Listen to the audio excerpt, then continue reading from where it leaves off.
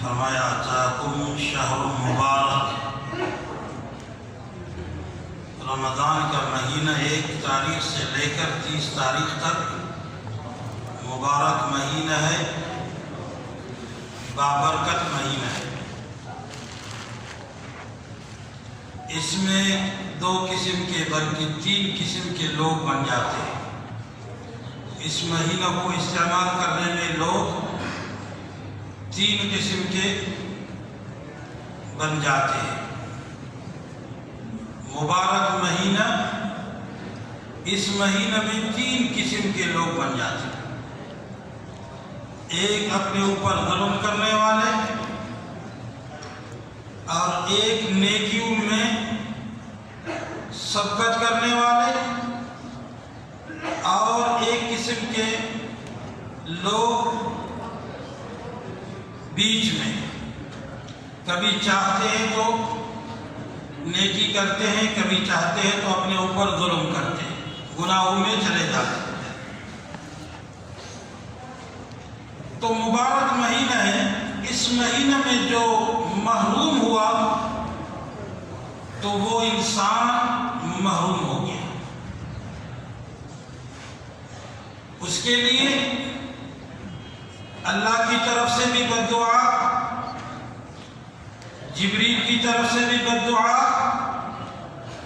اور رسول اکرم صلی اللہ علیہ وسلم کی طرف سے بھی بد دعا۔ کس کے لیے؟ جو اس مبارک مہینہ کو پائے اور اس میں وہ اپنی زندگی کو تبدیل نہ کرے، اس مہینہ کو بھی عام سا مہینہ سمجھے، اور اس مہینے میں بھی ایسے گناہوں میں پڑا رہے جیسے اس سے پہلے مہینوں میں گناہوں میں پڑا رہا ہے۔ اس کو کہتے ہیں فَمِنْهُمْ ظَالِمٌ لِنَفْسِهِ۔ لوگوں میں سے بعض ایسے ہیں جو اپنے اوپر ظلم کرتے ہیں، گناہوں میں مبتلا ہوتے ہیں، اپنے لیے ہلاکتی کو ڈھونڈتے ہیں، اپنے آپ کو ہلاک کرتے ہیں، نہ صرف دنیا میں بلکہ آخرت میں بھی۔ نہ صرف دنیا میں اپنے آپ کو اشقیاء میں سے بناتے ہیں، بلکہ آخرت میں بھی اپنے آپ کو اشقیاء میں سے بناتے ہیں، بدبخت لوگوں میں سے۔ تو میں عرض کر رہا تھا کہ یہ مبارک مہینہ ہے جس کو رسول اللہ نے فرمایا ہے کہ آپ لوگوں کے پاس مبارک مہینہ آیا ہوا ہے۔ جب رمضان داخل ہوتا تھا تو رسول اللہ صلی اللہ علیہ وسلم اپنے صحابہ کرام کو خطاب کر کے فرماتے کہ مبارک مہینہ تم پر چھا گیا ہے۔ تو اس مبارک مہینے میں بھی بدبختوں کے لیے بد دعا ہے۔ وہ کس طرح بد دعا ہے کہ اللہ کے رسول صلی اللہ علیہ وسلم ایک بار خطبہ دینے کے لیے ممبر کے قریب تشریف لائے اور صحابہ کرام سے فرمایا قریب ہو جاؤ۔ تو جب رسول اللہ صلی اللہ علیہ وسلم حاضرین کو کہے کہ قریب ہو جاؤ، آپ سمجھیں کہ بہت اہم بات ہو رہی ہے، بہت اہم، جیسے کہ گھر میں کوئی بڑے انسان گھر والوں سے یا ایسے ہی بات کہے، یا کہ گھر والوں سے کہے کہ قریب ہو جاؤ، اور مسجد میں بھی کوئی مدرس حاضرین سے کہے، ایسے ہی یا کوئی بات کہے، یا کہ آ کر کے کہے قریب ہو جاؤ، تو جب قریب ہونے کے لیے کہا جائے تو آپ یوں سمجھے کہ بہت اہم بات ہو رہی ہے۔ جیسے کہ 2 آدمی کبھی آپس میں بات کرتے ہیں تو بات کی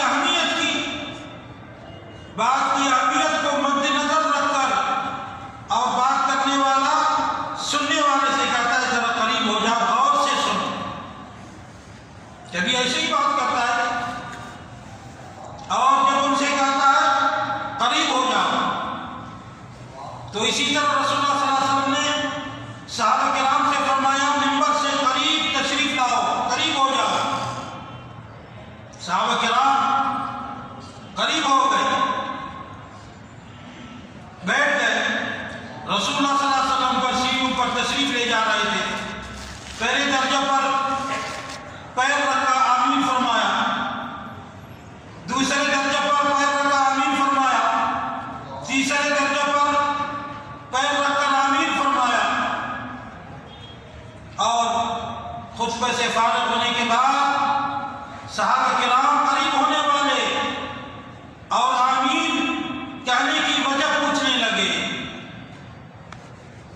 تو رسول اللہ صلی اللہ علیہ وسلم نے فرمایا کہ میں جب پہلی درجہ پر قدم رکھا تو اس لیے آمین کہا کہ جبریل نے مجھ سے کہا خاک آلود ہو وہ انسان جس کو رمضان کا مہینہ ملے پھر بھی اس کی مغفرت نہیں ہو سکتی۔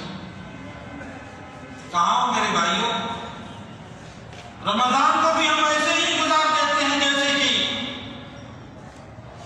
بعض ساتھی ماشاءاللہ ایسے بھی ہیں، بہت اہتمام کرتے ہیں، بہت اہتمام، اور تمام دنیاوی کاموں کو ترک کر دیتے ہیں اور قرآن کے لیے، عبادات کے لیے اپنے آپ کو فارغ کر دیتے ہیں۔ بعض ایسے بھی ہیں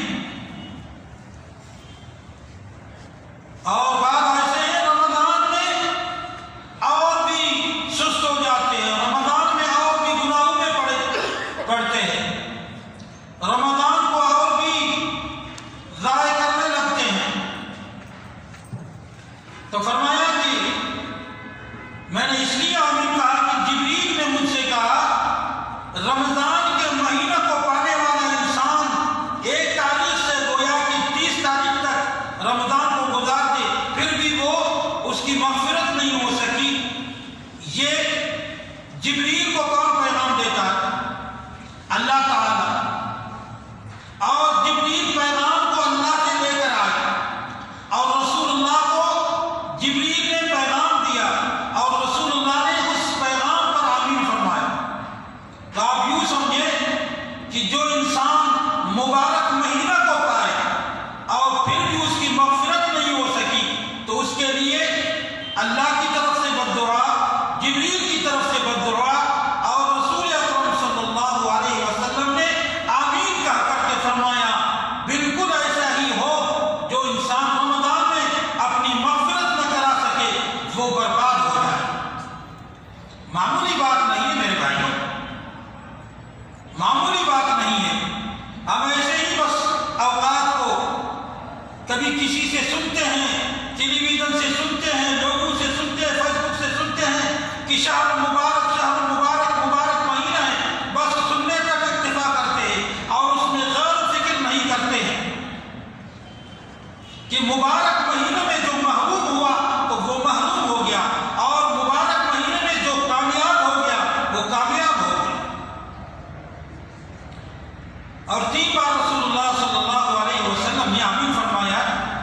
باقی جو اور اعمال سے متعلق ہے، دوسرے درجے پر آمین قدم رکھ کر کے آمین اس لیے فرمایا کہ جبریل نے رسول اللہ کو پیغام دیا کہ ہلاک ہو وہ انسان جس کے سامنے آپ کا نام لیا جائے، آپ کا تذکرہ کیا جائے اور آپ پر وہ درود نہ بھیجے، یہ انسان بھی ہلاک ہو۔ کئی بار ہمارے سامنے رسول اکرم صلی اللہ علیہ وسلم کا نام لیا جاتا ہے، ہمیں معلوم ہی نہیں ہے، ہم نہ درود بھیجتے ہیں نہ جانتے ہیں، جبکہ رسول اللہ صلی اللہ علیہ وسلم نے فرمایا ہے جس نے مجھ پر 1 بار درود پڑھا اللہ تعالیٰ اس پر 10 بار رحمت کر دیتا ہے۔ انسان آپ سوچو 1 بار بھی آپ پر رحمت ہو اللہ کی طرف سے تو آپ کے لیے غنیمت ہے، 10 بار رحمت ہونا تو بہت بے حساب اجر ہے۔ تو جب بھی رسول اکرم صلی اللہ علیہ وسلم کا تذکرہ ہو کہیں پر بھی ہو تو آپ کو درود بھیجنا چاہیے۔ اور حضرات صحابہ کرام رضوان اللہ تعالیٰ